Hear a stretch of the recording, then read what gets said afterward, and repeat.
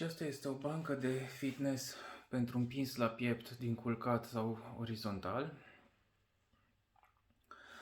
și se pot face mai multe exerciții la ea, în mod special pentru fitnessul făcut acasă.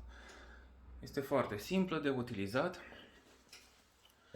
are un rack pentru halteră, de unde se poate lua în momentul când ai nevoie să o folosești.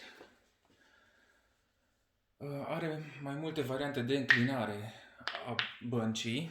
Hai să vă și arăt.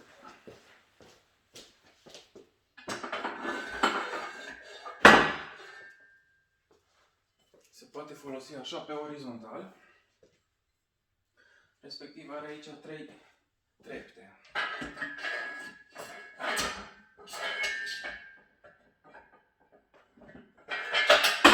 Foarte ușor de montat.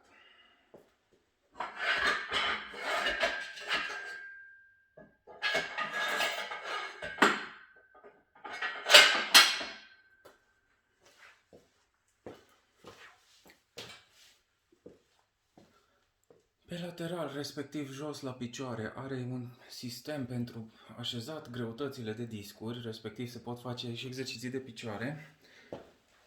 Cu această parte de aici. Respectiv aici se pot așeza discurile de mai multe greutăți. Se pot lua de pe halteră și folosi acolo. Pentru piept fluturări se pot face mai multe exerciții. Probabil că voi face și alte filme cu utilizarea acestui aparat. Să le vedem și mai detaliat.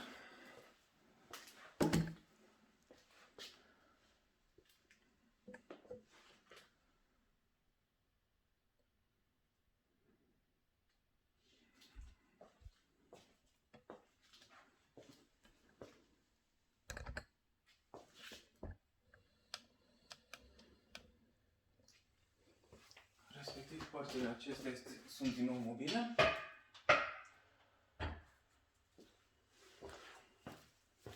Pe care se pot executa fluturări.